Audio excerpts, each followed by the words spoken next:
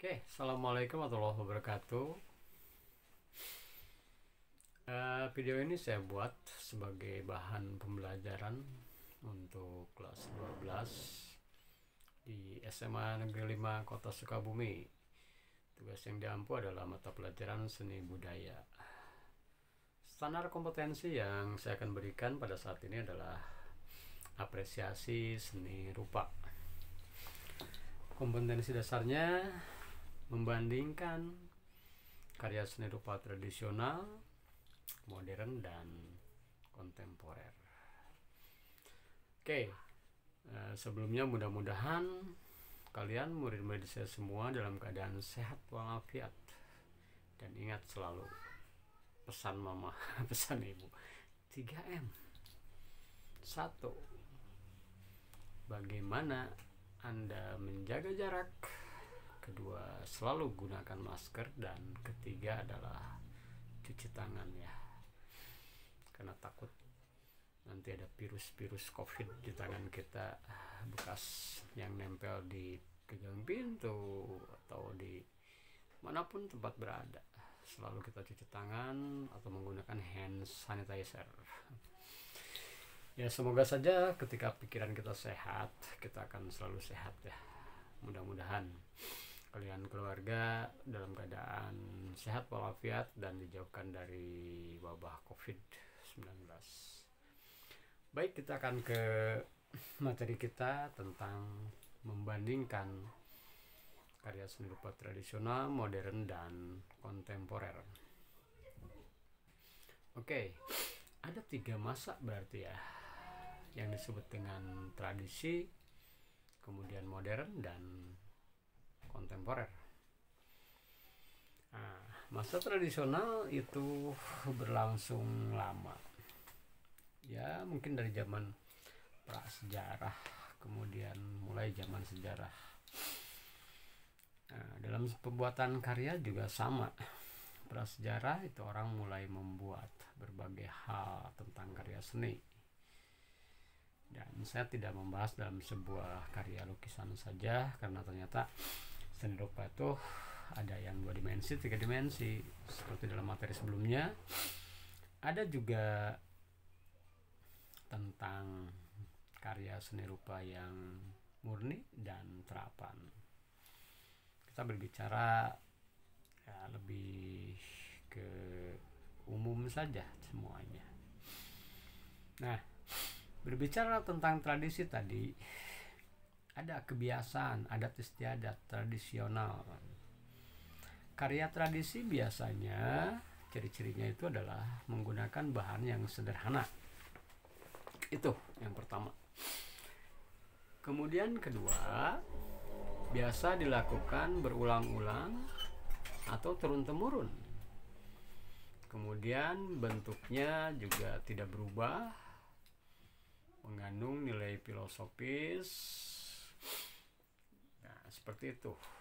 Banyak, seperti di Bali ada beberapa upacara adat yang harus membuat karya seni sebagai bahan atau misalnya media dalam beribadah. Nah, itu salah satunya tradisi. Kemudian dalam tradisional juga ada pakem-pakem yang seolah-olah tidak boleh dilabrak atau tidak boleh dirubah. Nah, misalkan contoh yang sederhana dalam sebuah kain batik ya. Kita bicara batik juga sama sebenarnya, ada yang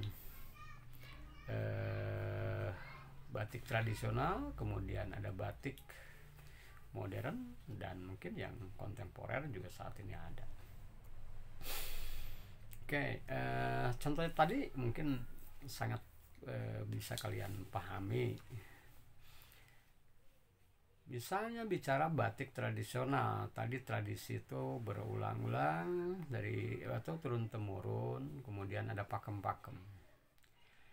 Contoh yang tradisional adalah batik-batik yang beredar di kalangan bangsawan atau keraton, seperti di Cirebon, Solo, di Jogja.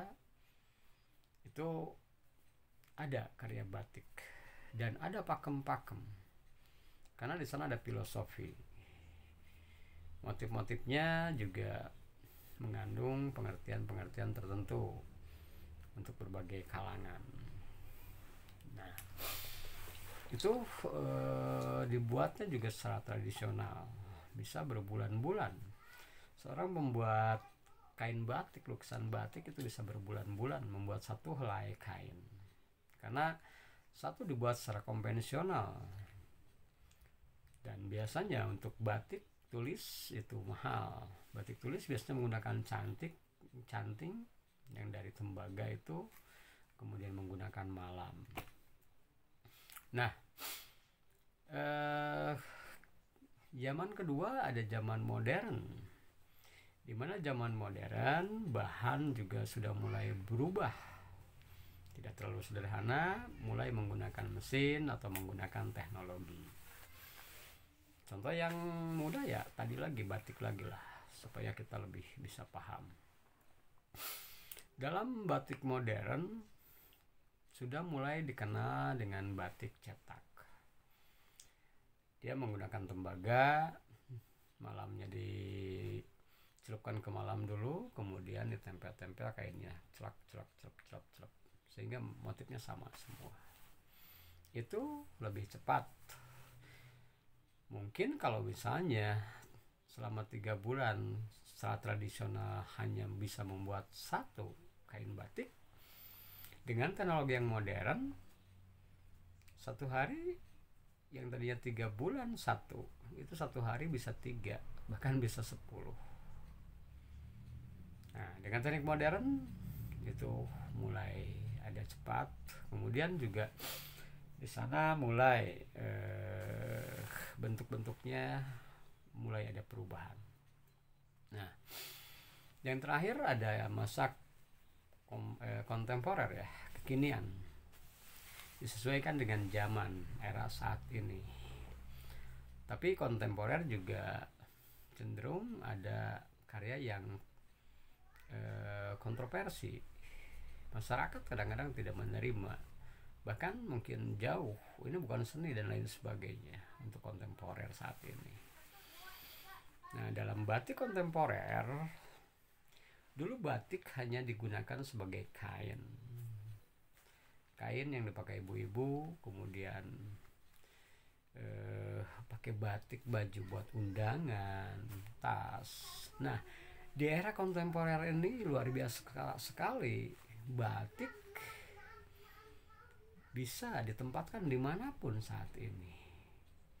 Yang biasanya batik itu baju atau kain buat nutupin yang meninggal, saat ini batik jadi cat mobil, cat kapal, batik jadi motif di sepatu kita, di tas kita. Nah, ini kontemporer saat ini. Nah, beberapa hal tadi di era kontemporer ini perkembangan luar biasa sekali, cepat sekali, tidak terbatas kepada media apapun bisa jadi. Dulu membatik itu dari titik-titik ya, istilah pertamanya itu hanya kain katun. Kemudian sekarang di era kontemporer, di masa ya karya kontemporer sekarang ini luar biasa sekali. Makanya kita menemukan, kok bisa ya di pesawat ada batiknya gitu. Kok bisa ya kereta pun sekarang di branding batik, mobil di branding batik gitu kan.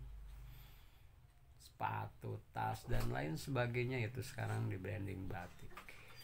Nah, itu sepintas tentang kita membandingkan antara karya tradisional, modern dan kontemporer. Mudah-mudahan penjelasan di materi KD3 SKKD3 ini tidak puas bagi kalian, supaya Anda bisa lebih mencari referensi lagi, bisa lagi menggali dan mempelajari lagi. Itu saja pertemuan hari ini. Oke, tetap semangat, sehat selalu, ingat 3M, jaga jarak, gunakan masker dan cuci tangan. Semoga sehat walafiat.